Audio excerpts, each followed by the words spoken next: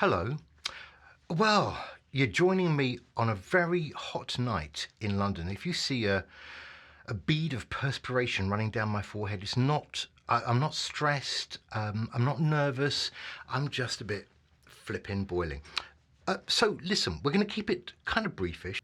I want to cover two subjects with you this evening. One very quickly, which is just talk a little bit about music competitions because they're quite fun. And the other one, perhaps a bit more of a rant, really. Spotify guys, I hope you're listening. Hope you're all watching over there at Spotify. I want to talk about genres. I think now I touched on this before, but it's time to get genre specific with Spotify.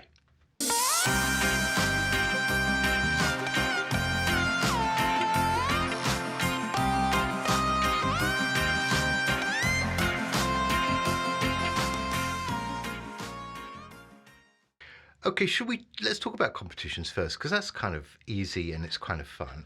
Look, out there in the world, for us singer-songwriter people, there are a bunch of different competitions that I guess are worth going in for, because I suppose somebody's around the world actually do win these things, and I guess it does them some good, and they win money, or they win a contract, or they win publicity, or maybe a combination of all of those things.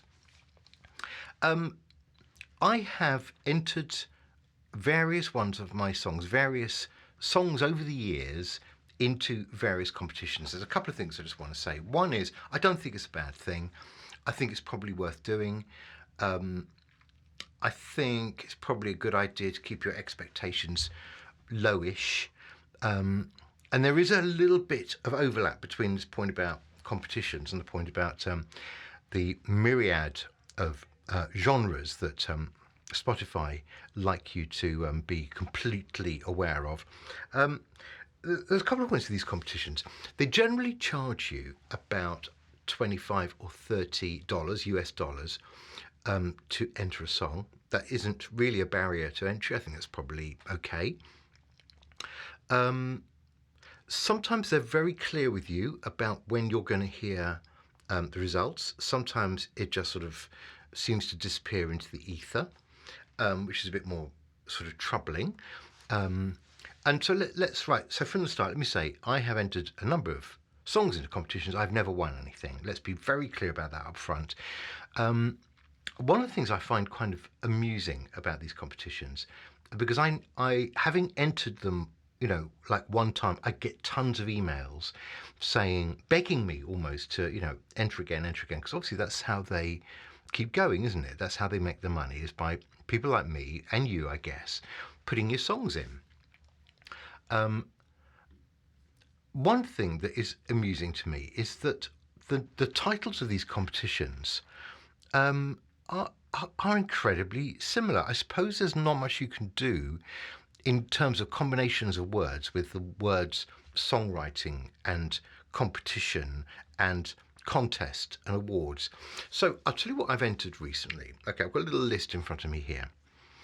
I have entered 3, 4, 5, 6. I've entered 7 songs into competitions. Sometimes the same song into different competitions. Sometimes I've entered different songs into the same competition. So it's all rather complicated. I've entered the USA Songwriting Competition. I've also entered the International Songwriting Awards. I've entered the UK Songwriting Contest. And I've entered the International Songwriting Competition. You can see where this is going. It is a confusion and a muddle to me. I really recommend this. Here's another valuable use for a spreadsheet. You do need to keep a note of what you've entered, which competition, when you entered it, and if you know the date of when you're going to hear something, I think it's kind of useful to make a note of that as well, so at least you can just kind of keep tabs on where this thing is going. Now, I have entered the UK Song Contest before, and when you enter the UK Song Contest, I think for a very small extra fee, or even depending on when you enter, sometimes free of charge. I think they enter you automatically into the International Songwriting Awards. I quite like the UK songwriting competition for one specific reason, which again I kind of find it gently amusing, but some people might really find this valuable. These guys do absolutely listen to your song, and they will give you, even if you don't get through, they will award you with some points. I think it's out of 5, although I'm not absolutely certain. And 5 means that you've done very well, and I guess 1 is probably you've done very badly. I bet they don't give anybody 1 because I think they want to be immensely encouraging and all that kind of thing. So over the years, I've entered this a few times at different songs. I have always had 4s and 5s, and yet with a 5, they've said, 5 that's really good, commended. Thank you, but you're not going through to the next round. And then this time, something different happened. Da, da, da. So this time, I entered 2 songs. I entered I Don't Love You Anymore, which is going to be my very next single. And so you'll be hearing more about that later. And I also entered one of the Goldhawk Fox's songs, Honest With Me, which is the second Goldhawk Fox's single. It's out there, it's on Spotify, it's ever so good, and I do really rate it. Otherwise, I guess I wouldn't have put it in there. So I Don't Love You Anymore, written by me, Honest With Me, written by both me and CJ for Goldhawk Fox's. So interestingly, I Don't Love You Anymore, I got a nice 5-star bit of feedback, and it said something around, well done, 5 stars. Now, here's the thing I like. If you want to, you can go onto their website and you can download for yourself a certificate. I haven't done that. You might be surprised to know, but you can do, and I'm not really being sneery at it. I think it's kind of funny. I guess I could put them up on the walls of my studio and paint them gold and pretend that I've got some gold discs or something.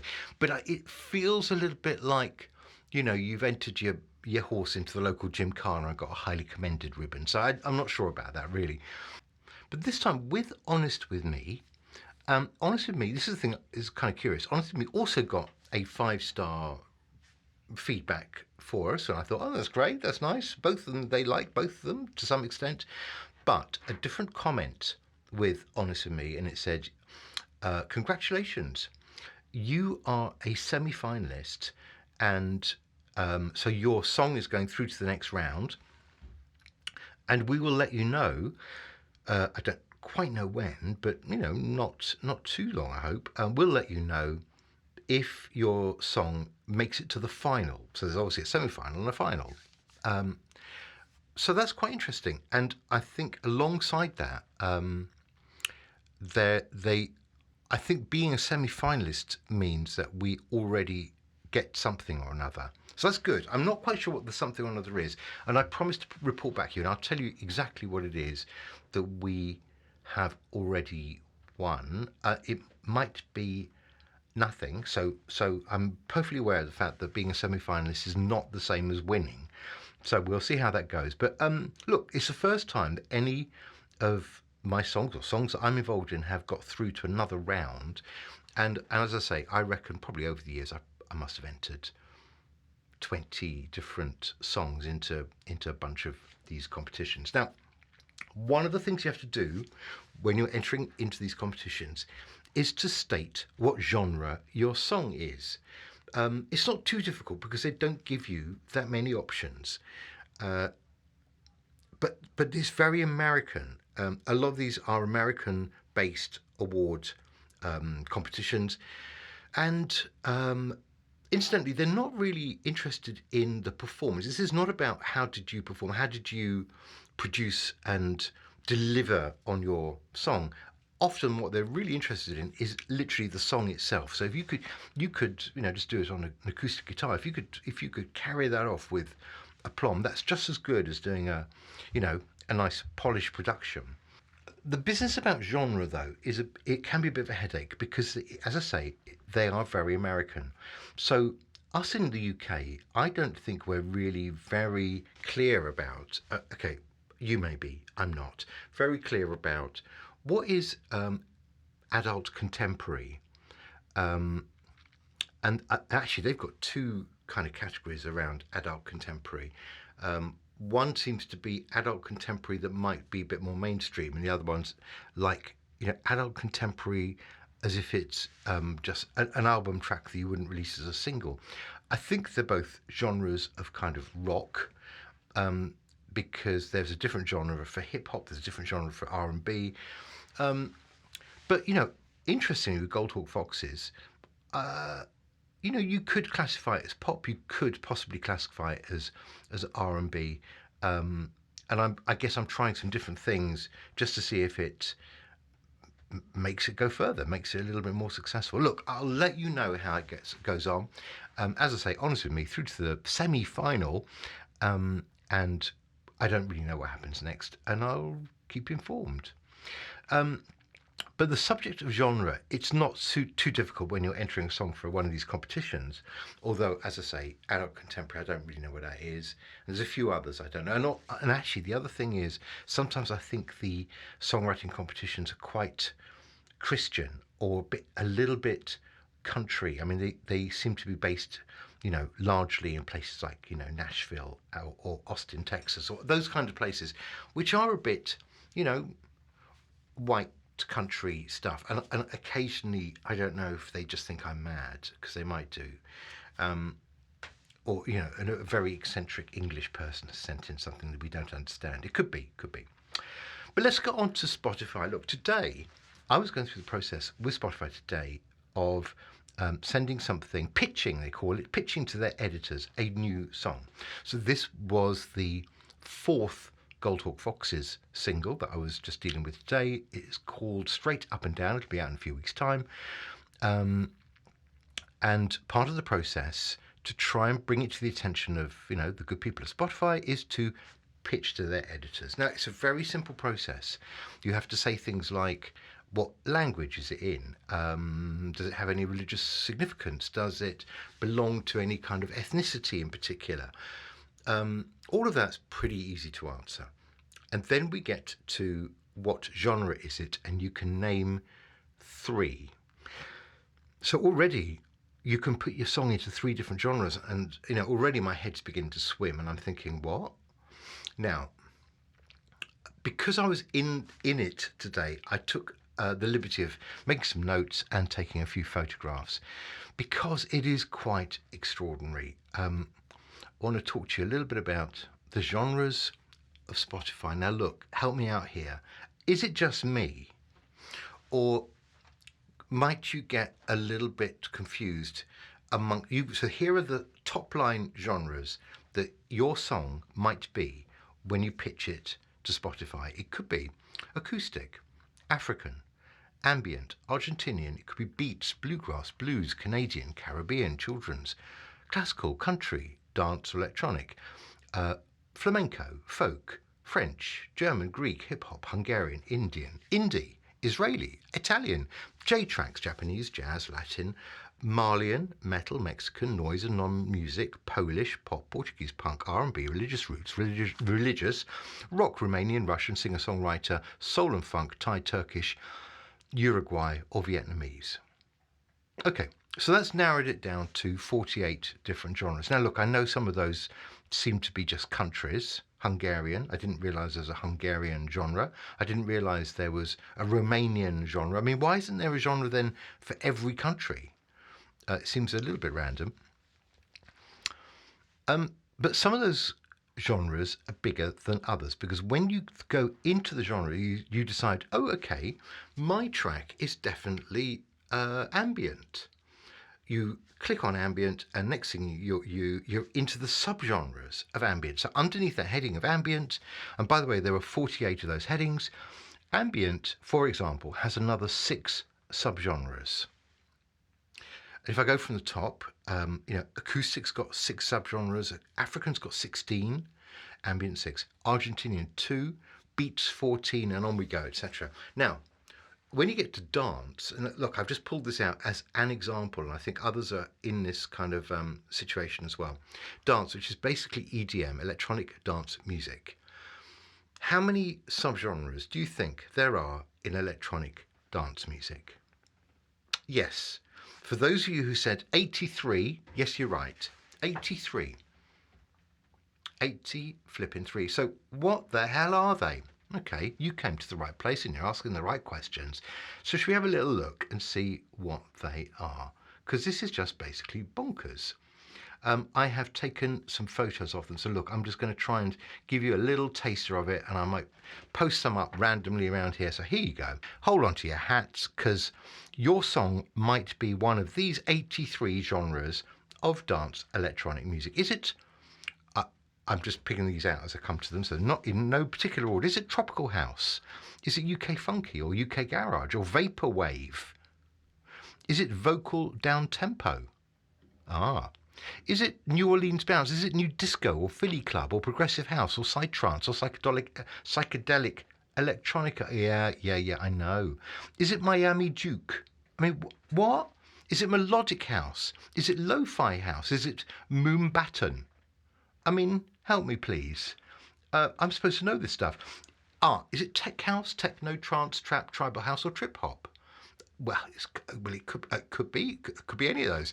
Is it reggaeton, rom minimal, sham step, slap house, soul house, synth wave, or retro wave? Yeah, you're getting the hang of this now, aren't you? Is it J trance electronic? Is it Jersey club? Is it Juke? Is it jungle? Is it Quato or Latin house? Or is it hyperpop, IDM, indie dance, indie electronic, industrial house? I mean, I'm beginning to lose the will to live. Is it EDM? Is it electro? Is it... So EDM, actually, that's quite interesting, is one of the subgenres of dance electronic. I mean, how do you work that one out? Is it electro? Is it electro house? Is it electro R&B or electronic? Electro shabby? I hardly know what I'm saying. I mean, this is just, it's like, I don't know who made these up. It's just a bit bewildering. Is it happy hardcore, hardcore techno, hard style? Is it G house? Is it future house? Now it's all making sense. Is it ballroom vogue? Is it ambient house, ambient drone, or Afro house, or Aimer piano? I mean, who made that one up? Look, I kind of worry about this, because this comes at you and it makes you feel like you're going to fail in getting your song pitched to the Spotify editors, because you don't know the difference between your breakbeat EDM and your bassline or bass house EDM. Idiot. It's tricky, isn't it? It really, I mean, honestly, I need... Spotify, give me a call. Chill wave, club music, dance house, dance pop. I mean, we're still going through them. I've still got more to go. Disco house, down tempo, drum and bass, or is it dubstep, or is it deep house, or is it disco? I mean, stop it. Is it... No, right, forget it. Okay. There are 83 of them, as I say. That is one genre, and you're allowed to choose 3. So you've got 3 opportunities to dig down into those things and think, what? I just wrote all I did was write a song, and now you want me to... Oh. So I think that is quite stressful. And I also think it may be well-intentioned, but that is a nightmare. That is a nightmare. It comes across as like a minefield that you will not know about. There's no help, by the way. It's just, pick your genre and let us know. I find that quite intimidating. Look, I used to work in a record shop. I mean, we used to have arguments about what was jazz and what was modern jazz. And that was bad enough because, was it soul? This is back in the day. We're talking, the early 80s. Was Herbie Hancock jazz or was it soul? That kind of... And then you'd have the artists, Herbie Hancock's a great example of that, who would be, selfish enough to cross over into different genres. I wish we didn't have to do this specifying genre thing. This is a lot of this is about what playlist should it be on, and I kind of don't like any of that stuff. I don't like the labels. I just want people to listen and think, oh, that's a nice song. It's naive, isn't it? I'm living in La La Land, idealized world where people just listen to your song, take it at face value, they like it or they don't like it. We're far too far gone, I think, to ever go back to that. You know, we obviously love our genre descriptions. If you know more about this than I do, then heck, let me know. But I think it is problematic. It's unnecessary, and basically, for the singer songwriter, it feels like another trap to fall. When I say trap, I don't mean the genre trap. It just feels like another thing to fall into when all you're trying to do is get your music out there. Okay, look, I'm going to stop because I'm going to have to go and have a lie down now and maybe put a cold flannel over my forehead. So listen, you whatever you do, particularly if you're in the UK over the next few days, stay very cool. Don't go anywhere. Stay home. Close the curtains, and maybe just run a cold bath. I'm going to be back though during next week because there will be a brand new single coming out next week, which is going to be a Rothman and Jacobs track. Actually, it's going to be a song called "Take You Home." It's ever so good, and you will love it. And we'll talk about that next week. So until then, don't worry about your genre. Just have a lovely weekend and take it easy.